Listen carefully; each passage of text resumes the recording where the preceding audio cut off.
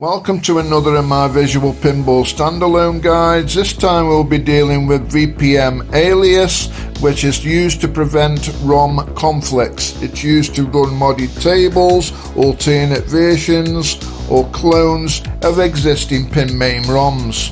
Whilst those new to Visual Pinball will wonder why I need this, I will warn you that you will eventually bump into tables that require VPMalias. Due to Batocera's implementation of the per table folder, most of these conflicts shouldn't exist in Batocera standalone. Unfortunately, most of these tables were created with Windows in mind, and that's why we need this guide.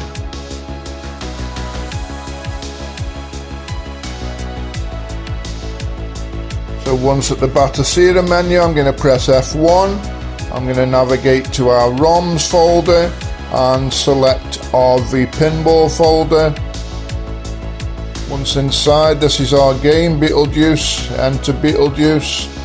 Here's the ROM, the Iron Maid ROM, and this is our VPX file, the Beetlejuice VPX file, what I'm going to need to extract the script from. So I'm going to copy this file and I'm going to place it in my share folder. I'm going to paste it here.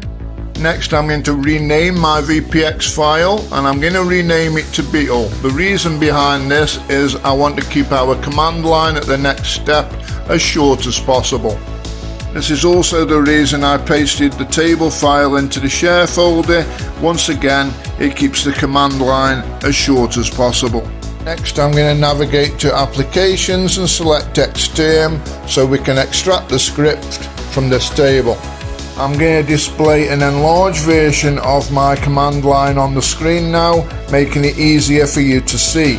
Please bear in mind that this takes into account that I place my file into the share folder and also that my file name was Beetle. Next, I'm going to press enter to extract the script, and once this is done, I'm going to type exit and return to the file manager. Next, we're going to navigate to our share folder, and here we have our VBS file that we've just extracted, and the original VPX file, because we copied it, can now be safely deleted. So I'm going to click yes. Next thing we're going to do is we're going to open our Beetlejuice file and we're going to use the search function. We're going to use a search function to search for ironmaid.rom, which is the ROM that this table uses.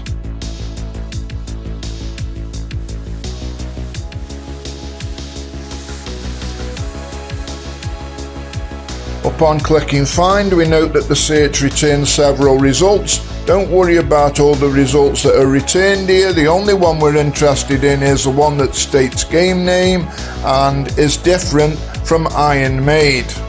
So this one here, Iron Maid underscore BTJ, needs to be renamed as Iron Maid. Next, we can select File and Save, then File and Quit to return to the file manager. Once back in the file manager, we're going to cut our edited script, navigate to ROMs, back to VPinball, and paste back into our table folder.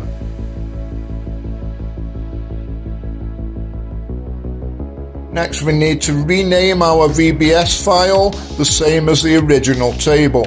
The easiest way to do this is selecting our original table file, rename, copy the name, click cancel, then rename our Beetle file here, delete this and paste the name from the table and then click OK.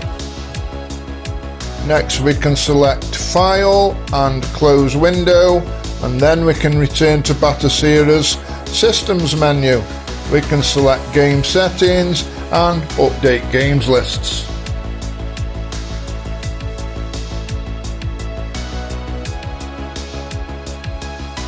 On loading our Beetlejuice table again, we do note that a previously dead table is now working perfectly. As there are very few resources for Visual Pinball standalone, I'm hoping to expand this into a decent resource, especially for Visual Pinball standalone on Batocera. So if you've enjoyed the content of this video, please check out my playlist at the end for more similar content, and consider subscribing as it gives me the motivation to create more. Thanks for watching, and I'll catch you on the next one.